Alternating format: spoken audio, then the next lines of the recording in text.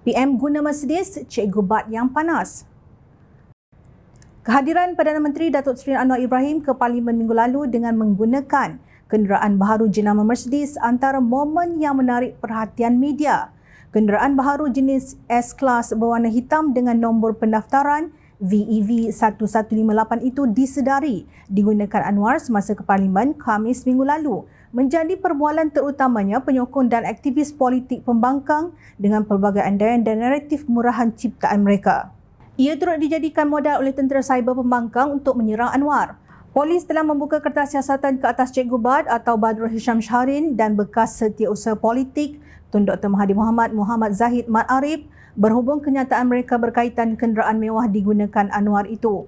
Walaupun kenderaan itu merupakan kurniaan Yang di-Pertuan Agong Sultan Ibrahim Sultan Iskandar kepada PMX.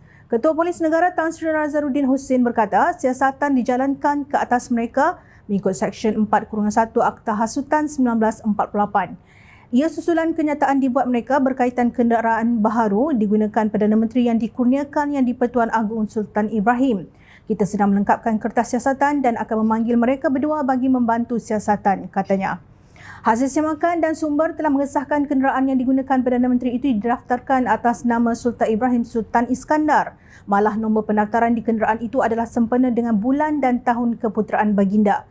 Pelik tapi benar, PMX yang guna Mercedes kurniaan Agong Cikgu Bat pula yang kepanasan. Nampaknya benda-benda yang berkaitan dengan pimpinan kerajaan perpaduan telah menarik minat pemfitnah nasional ini untuk mencipta naratif dan fitnah dalam usaha memburukkan kerajaan madani. Kenapa Cikgu Bat dan beberapa tentera cyber pencacai bersatu dan Perikatan Nasional tidak pernah muncul untuk merungkai persoalan rakyat ke mana menghilangnya menantu bekas Perdana Menteri Tan Sri Mahyadin Mat Yassin? Jika ada sedikit sebanyak maklumat, apa salahnya berkongsi video? Bolehlah membantu pihak berkuasa untuk menjejaki menantu kesayangan Abah. Dengar cerita maklumat tambahan yang diperlukan Polis Antarabangsa Interpol mengenai Datuk Seri Muhammad Adlan Berhan, iaitu menantu bekas Perdana Menteri Perikatan Nasional itu sudah pun diserahkan. Ketua Polis Negara Tan Sri Nazaruddin Husin berkata, PDRM kini dalam tindakan menunggu maklum balas Interpol bagi meletakkan nama Muhammad Adlan dalam senarai notis merah. Maklumat tambahan berkenaan sudah diperoleh daripada Suruhanjaya Pencegahan Rasuah Malaysia SPRM dan dikembalikan semula kepada Interpol, katanya kepada Berita Harian.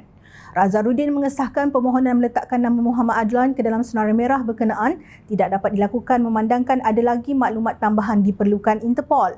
Beliau berkata satu maklum balas diterima PDRM daripada Interpol pada 19 Februari lalu yang menghendaki butiran lanjut mengenai Muhammad Adlan. Pada 25 Februari lalu, Suruhanjaya Pencegahan Rasuah Malaysia SPRM memaklumkan akan menyemak perkembangan notis merah dikeluarkan Interpol terhadap menantu Mahyadin itu. Ketua Putrajaya SPRM Tan Sri Azam Baki berkata, Polis Diraja Malaysia PDRM telah membuat permohonan notis merah kepada Interpol terhadap Muhammad Adlan dan peguamnya Mansur Saad pada Oktober tahun lalu. Azam berkata tuduhan tanpa kehadiran terhadap Muhammad Adlan Berhan menjadi pilihan terakhir SPRM dalam mengambil tindakan perundangan berkait kes disiasat mereka. Beliau berkata SPRM belum mengambil pendekatan itu berikutan yakin Muhammad Adlan masih boleh dikesan dan dibawa balik ke Malaysia untuk menghadapi pertuduhan terbabit. Jom Channel ingin bertanya kepada rakyat Malaysia, rasa-rasa Mahyadin tahu atau tidak di mana keberadaan menantu beliau? Bagaimana mahu bertanya? Baru sahaja disebut tentang menantunya, muka beliau sudah merah padam naik hantu.